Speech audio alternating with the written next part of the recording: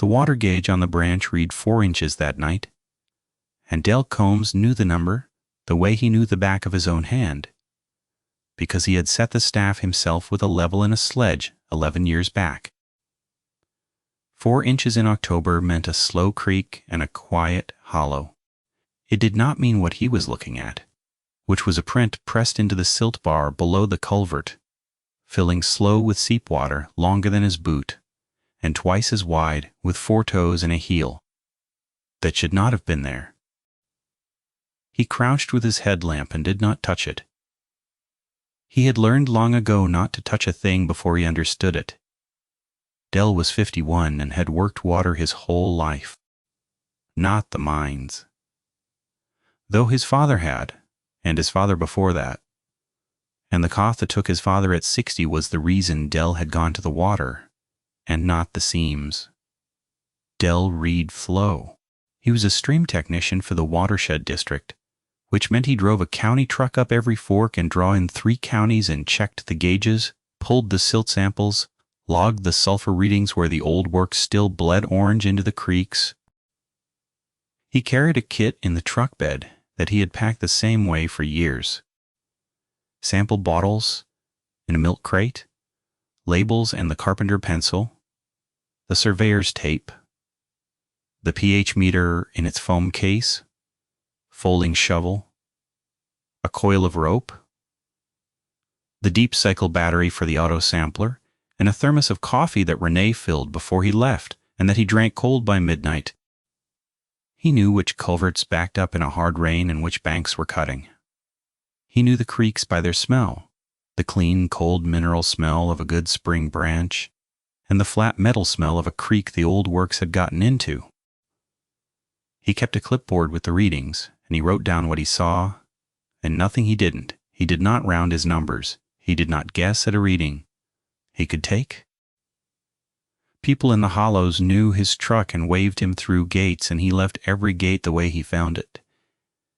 Chained if it had been chained. Propped if it had been propped. Because a man who changed a gate behind him was a man who would change a number on a sheet, and Del was neither. He had a reputation, if a stream tech could be said to have one, for being the man the district sent when a reading came back that nobody believed. He did not get excited. He did not invent. When the company settling pond up on Cane Fork had let go 4 years back and turned 6 miles of creek the color of rust, it was Del. They sent to walk it and log it.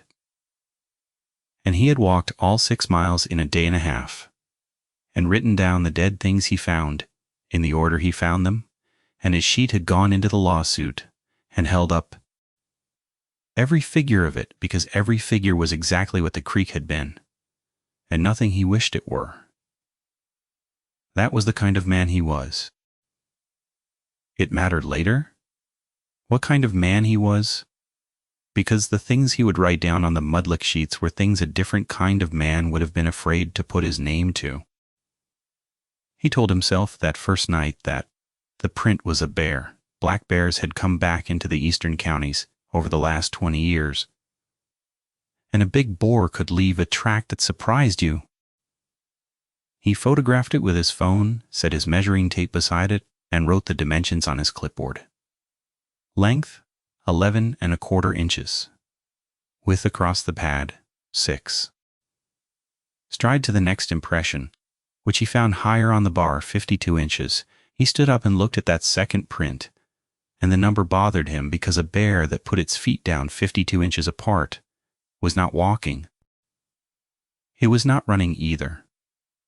The depth was even, front and back, and bears ran heavy on the front. He wrote down 52 and underlined it and did not write down the word that had started forming, because he had no use for words he could not measure. The branch was called Mudlick, because cattle and deer had licked the clay banks for the salt in them for 200 years back when there were cattle. Back before the company bought the heads of all the hollows and took the tops off the ridges and left them flat and seeded with less bedeza that nothing native would eat. Mudlick Branch ran 4 miles from a spring, under a reclaimed bench down to where it met the bigger creek at the mouth of the hollow. Dell's gauge sat at the 2-mile mark, where the old Hall Road crossed on a corrugated culvert. There were maybe 9 families left up the branch above the gauge. He knew all of them by their dogs. The Surgeons, up at the 3rd cove with their beagles.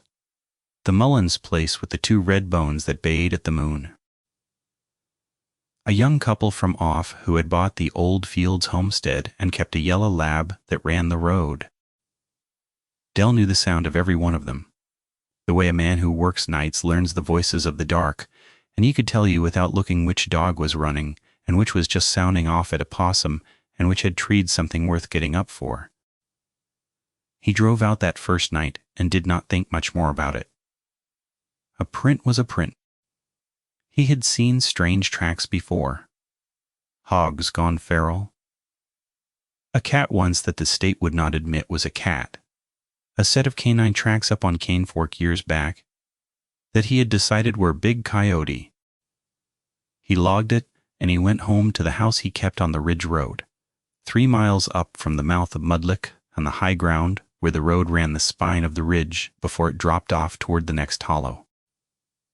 It was a house his grandfather had built and his father had added onto. A low-frame house with a tin roof and a porch that ran the front, and Dell had lived in it his whole life, except for 2 years in the service. Renee was up late with the baby, because the baby would not take to sleeping through.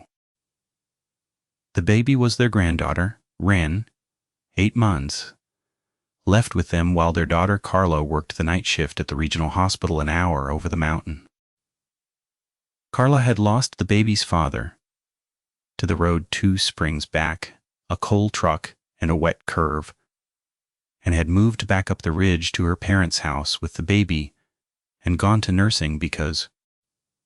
So there was a baby in the house again after 30 years, and a crib in the back bedroom, and a bottle warmer on the kitchen counter, and Dell had found that he did not mind any of it. That he came in from the cold creeks at night and stood in the nursery doorway and watched the small shape breathe and felt something he did not have a word for and did not need one. Dell came in and took his boots off at the door and washed the creek off his hands and stood a while in the dark nursery doorway, watching the small shape breathe. The sleep sack was printed with little running foxes, a gift from Renee's sister, and it rose and fell, and Dell watched it the way he watched a gauge. Steady, patient, reading the number that mattered. "Find anything worth finding?" Renee asked from the kitchen. Not really a question the way she asked it every night. "Bear been down on the Mudlick bar," he said. He did not say the stride number. He did not know yet why he kept it back, only that he did. The second time he went to the gauge. 3 nights later, the silence reached him before the truck stopped rolling. He shut the engine off and sat with his hand on the key and listened, and there was nothing to listen to. Mudlick at night was a loud place if you knew it. Spring peepers in the seeps, even into October. The riffle over the culvert apron, a screech owl most nights up the draw. The surgeon family's beagles, 3 coves up that answered any sound at all. In 11 years of night readings, Dell had never once stepped out of the truck onto that bar into nothing. Even in the dead cold of January, there was the creek itself, the small, constant talk of water over the apron. Now he sat in the cab and heard the tick of the cooling engine, and under that nothing, a nothing, so complete it had a pressure to it like water, standing behind a plug. The beagles were not running. The peepers in the seeps below the culvert, which he had heard on the drive up not half a mile back, had quit. The riffle was the only thing moving, and it sounded thin and far, as if the hollow had been packed in cotton. He had logged hundreds of nights on that branch, and the quiet bothered him before anything else did. It was the wrong kind of quiet. A storm coming made one kind, A low waiting hush with weight in the air. This was not that. The sky was clear, and he could see stars over the cut of the ridge. This was the quiet of a field where the rabbit has gone. Still, because the hawk is up, every small thing in the hollow holding its breath at once, and a man who has spent his life outdoors at night feels that quiet on his skin before his mind catches up to what it means. He sat a full minute before he reached for the headlamp. When he stepped down onto the road, the gravel under his boots was the loudest thing in the hollow, and he found himself setting his feet down soft, the way you would in a house where someone was sleeping, or a house where someone was listening. The gauge read 4.5. He wrote it. He pulled a silt sample and capped it, and labeled it with the pencil. He did all of it slow and right, because doing it slow and right was the thing he had instead of an explanation. Then he walked the bar with the light, and found where the prints came down out of the Lespedeza on the reclaimed bench, crossed the silt in that long even stride, and went into the water. They did not come out the other side. He stood on the bank and put the light across the branch, and the far mud was smooth. A thing that walked into 4.5 inches of water did not need to swim, and did not leave by the far bank. He looked upstream and down. The prince simply stopped at the waterline on his side, and the creek ran on past, not caring. He told himself the water had risen and washed the exit tracks. He knew it had not. The gauge said 4.5, up 1/2 inch in 3 days, a nothing rise. He wrote in the margin of his sheet, exit tracks absent. And he underlined absent the way he had underlined 52, and he got in the truck, and he did not run the heater because he wanted to hear the whole way down the Hall Road. The peepers did not start back up until he was nearly to the mouth. René knew something was wrong by the way he came in. He was a man who left his work at the door with his boots, and that night he carried it inside. He sat at the kitchen table with the silt sample still in his coat pocket and turned his phone over in his hands without looking at it. "You're white as the wall," she said. "Long night, Del." He looked at her. They had been married 30 years, and she could read his weather better than the gauge read the creek. "Something's working, Mudlick," he said. "Tracks I can't make sense of. And the whole holler went dead quiet on me. Peepers, the sergeant dogs, all of it, like the place was holding still." She did not laugh at him. That was the thing about René. She had grown up in these hollows too, and she knew the difference between a man telling a tale and a man telling the truth and not liking it. "Bear'll do that," she said. "Hush, everything." "Bear walks 4 foot a step?" She did not have an answer for that, and she did not pretend to. She got up and checked the latch on the kitchen door, which she did every night. And that night, Del watched her do it. The third night he did not go alone. He took Harold Sargent, who was 74 and had trapped that branch since he was a boy, and had run beagles up every draw of it. Harold had a way of reading ground that Del respected, an old man's patience for sign, a slowness that was not weakness, but the opposite, the refusal to decide a thing before the ground had finished telling it. Del had called him at supper and said only that he wanted Harold to look at some tracks, and Harold had said he would be ready. And when Del pulled up to the third cove, Harold was standing at his gate in his canvas coat with a flashlight and a walking stick and his old felt hat, and he got in the truck without a word and they drove up. They went up at full dark, and Harold did not say much on the way. Just watched the headlights swing across the cut banks and the dead-seeded grass. And once he said half to himself that his daddy had cut timber off the head of this branch before the company came, and that there had been bear and panther and then he did not say anything else. When they got out at the gauge, the quiet was there. Again that pressure, and Harold stood in it a moment with his head cocked, the flashlight off, just listening. And Dell watched the old man's face change as he heard the same nothing Dell had heard. "Where's everything at?" Harold said. It was not really a question. Dell took him to the bar and put the light on the prints. There was a new line of them, fresh, the silt still crisp at the edges where it had not yet slumped. Harold crouched the way old men crouch, one knee down, his stick planted, and he looked a long time without his hand near it. He took his hat off and held it. He looked at the 4 toes and the heel and the even depth and the long stride, and Dell watched his face and saw something he had never seen on Harold Sargent, who had pulled drowned hounds out of flood culverts and not flinched, who had set his own broken wrist with a fence pliers one winter when the roads were out. He saw the old man decide not to say a word he was thinking. He saw Harold's jaw work and stop. "That ain't bear," Harold said finally. "I know it. Ain't cat. Ain't hog." Harold reached out and laid his stick across the print, measuring it against a mark on the wood he seemed to keep there, and drew the stick back. "A bear's got 5 toes, and you'll see the claws out front of the pad. A cat pulls its claws in and you get 4 and a round pad. This here's got 4 toes and claws both, and the pad's wrong, too long. And look here," he pointed without touching. "It come down on the heel. Cat don't, dog don't, man does."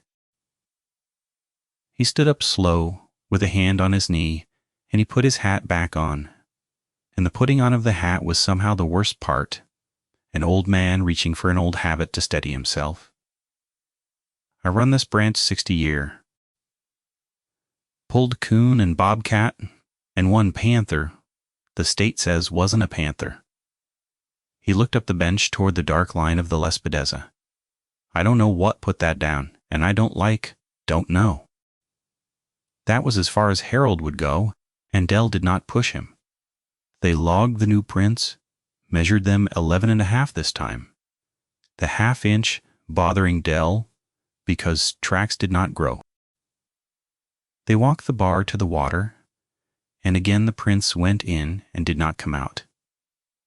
Harold put his own light across the far bank, and held it there a long time and said nothing. On the way down, he asked Dell to stop at his place, and when Dell let him out at his gate, the old man stood holding the truck door open a second. "My beagles won't go up that branch," Harold said. 3 nights now. Won't load in the truck if I point it that way. 60 year I never had a dog refuse ground." He shut the door soft and walked up to his porch light and did not look back. Dell reported it. He wanted that on the record, partly because it was procedure, and partly because he wanted to not be the only one carrying it. He called the district office the next morning and logged an anomalous wildlife observation, which was the box on the form that fit closest, and the office told him to call the state wildlife officer for the region, a man named Pruitt who covered 4 counties out of a truck and a cell phone. Dell called Pruitt and described the prints and the stride and the dogs that would not run, and Pruitt was decent about it, which was almost worse than if he had laughed. "Bear's my guess," Pruitt said. "We got more bear than people want to believe. I can come look at your tracks, but it'll be Thursday. I'm clean over in Letcher till then." "Tracks will be gone by Thursday if it rains." "Then send me your pictures." Pruitt paused. "Dell, you've been doing creeks a long time. You ever see a thing on that branch you couldn't put a name to before?" "No." "Well," Dell could hear the man choosing to be kind. "Send the pictures. I'll look. But I got 100 bear calls a year, and 0 of the other thing, and I've been doing this 20 years. That was the institutional answer, and it was honest. And it left Dell exactly as alone as he had been before he picked up the phone. He sent the pictures. Pruitt texted back that afternoon, "Big Bear, get a trail cam on it," which was the most useful thing anybody had told him. So Dell did. He owned 2 hardwire cameras. The district used for monitoring bank erosion at the gauge sites. He pulled one off the lower Mudlick site and mounted it on the culvert head wall facing the silt bar, angled to catch anything that crossed, and he ran it off the deep cycle battery he kept for the sampler. He set it to record on motion 30-second clips, and he drove home in the last of the light, feeling for the first time in a week that he had done something the creek could not erase. The first night the camera caught the prints being made, he pulled the card the next morning and ran it in the truck on his tablet. And his hands were steady because he had decided in advance to keep them steady. He had parked at the gauge in the gray first light and sat in the cab with the heater running, and told himself, before he ever put the card in, that whatever was on it he would watch it through twice before he let himself feel anything about it. That was a stream text discipline, the same one that had carried him through 6 miles of dead creek without flinching. Read it first. Feel it after. The clip started at 2:13 in the morning. The bar was empty, and silver under the infrared, the culvert apron at the top of the frame, the silt running off the bottom edge. For 9 seconds, nothing moved. Then the silt at the bottom edge of the frame pressed down a print, appearing with no foot in it, the silt simply yielding to a weight the camera did not see. Another. Further on. Whatever made the prints was crossing the frame and the camera, which had a clear infrared field 30 feet wide and had photographed deer and coon and once a bobcat in perfect gray detail, recorded nothing standing in it. Dell watched it 3 times. He watched the silt and not the empty air above it. The 4th time he watched the timestamp and not the prints. And he saw that the clip ran the full 30 seconds, and the prints took 22 of them to cross. And 22 seconds was a slow, and a thing that walked that slow across an open infrared field and through no heat and no shape was a thing the camera could not see on purpose. A bear would have lit up white. The infrared red heat, and there was weight in the mud and no heat above it.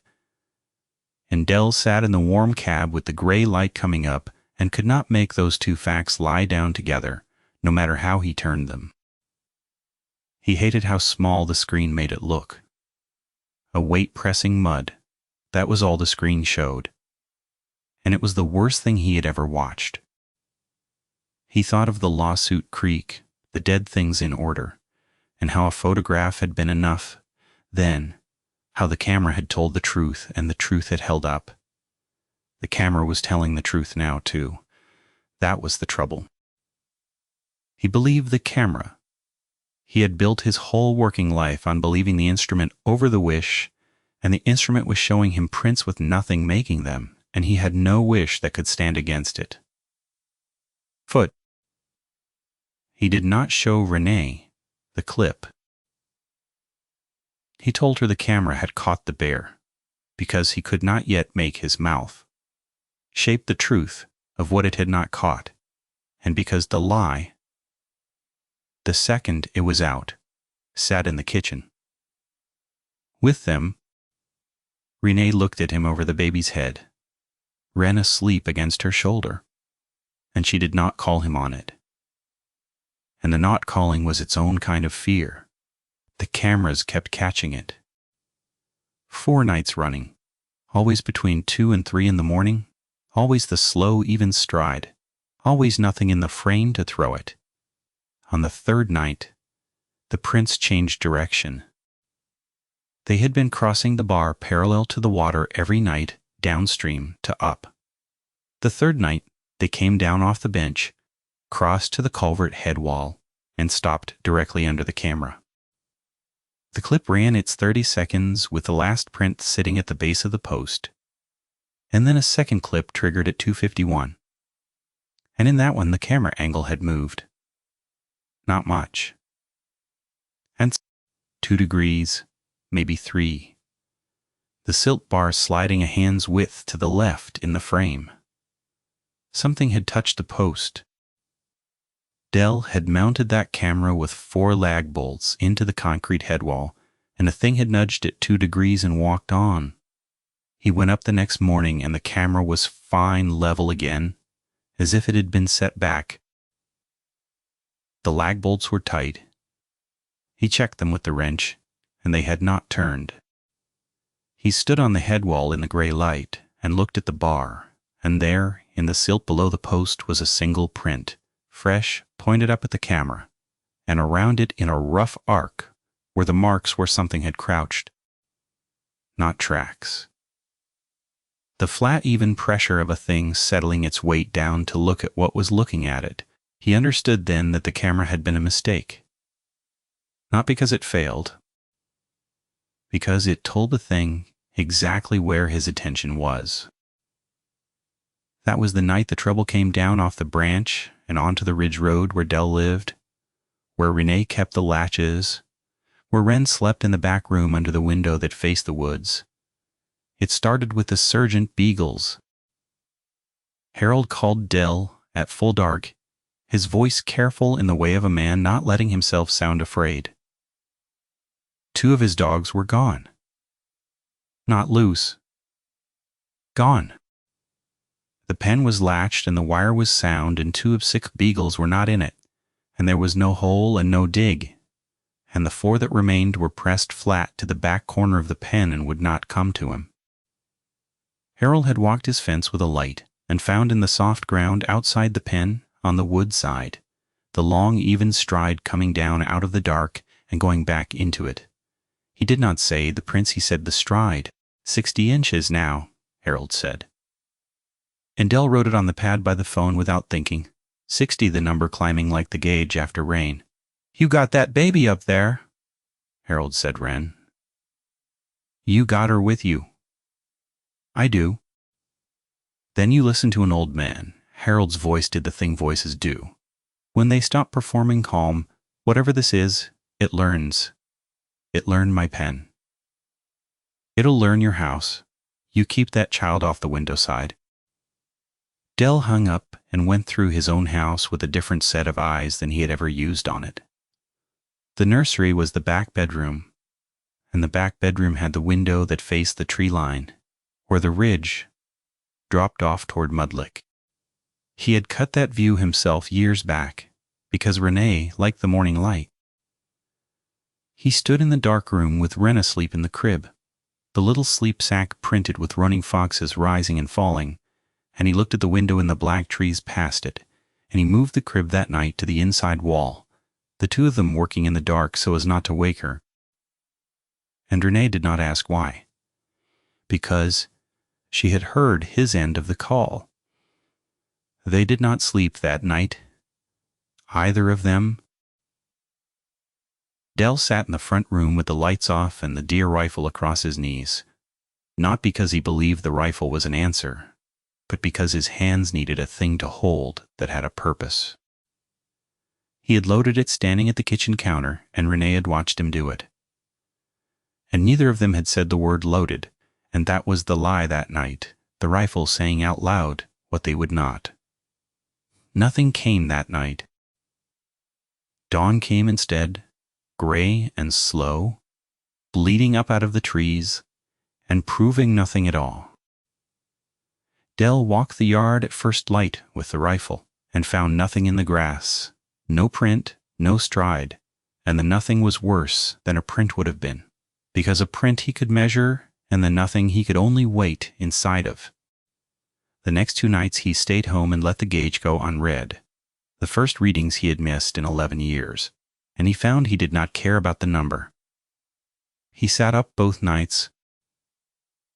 Renee sat up with him the second one, the baby monitor on the table between them, the small green lights of it pulsing with Wren's breathing in the back room. They did not talk much. Around 2 in the morning the monitor crackled. Not static, a low sound came through it, a sound that did not belong on the channel. A bass rumble under a faster chattering vibration. Two pitches working at once, like two throats laboring in one chest. It came through the monitor, which meant it was near the window of the room where the monitor's other half sat beside the crib, which meant it was at the back of the house, on the inside wall now, where the crib used to be against the glass. Renee was up and moving before Dell was, down the dark hall with no light. And Dell came behind her with the rifle, and they stood in the nursery doorway, and Wren was fine asleep, the foxes on the sack rising and falling. The sound was gone. Dell crossed to the window and looked out, and the yard was empty, and the tree line was a wall of dark. He put his hand flat on the cold glass. On the outside of it, low, at the level a thing would reach if it stood at the wall and pressed, the glass was smeared. 4 long parallel streaks drawn down through the night's condensation, too high to be a dog, too even to be a branch, spaced the width of a spread hand if the hand were wrong. He did not wipe them off. He stood and looked at them until the dark behind them began to gray, and then he photographed them with the tape laid against the glass, because measuring was the thing he had, and the streaks were 9 inches across, 4 of them. And he wrote 9 on the pad and did not underline it, because his hand would not do the small task of drawing the line. In the morning he called Pruitt again and got his voicemail and did not leave the things he wanted to leave. He said there had been more activity, that he would send pictures, that he would appreciate a call. He did not say the monitor or the streaks on the glass or the 2 dogs gone from a latch pen, because those were not things that fit in the box on the form, and because he had understood fully now that no truck and no cell phone and no man covering 4 counties was going to come up the ridge road in time for anything. The help was not coming. It was not Pruitt's fault, and it was not the district's fault. It was the shape of the place, the long hollows and the thin roads and the 1 man to 4 counties, and the thing on Mudlick had the run of all of it, and knew, the way it knew the pen and the camera and the window, that it had time.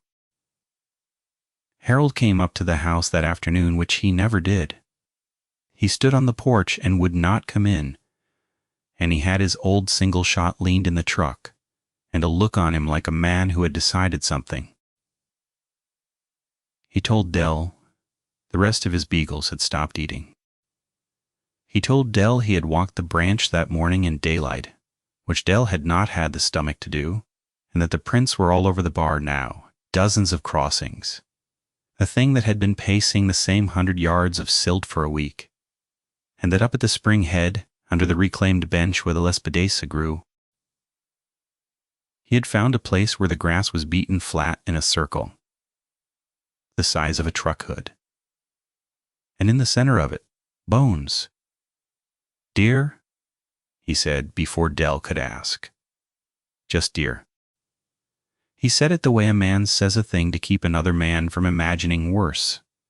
And Dell let him, and did not ask whether there were 2 beagles in that circle too, because he could see in Harold's face that there were, and that the old man had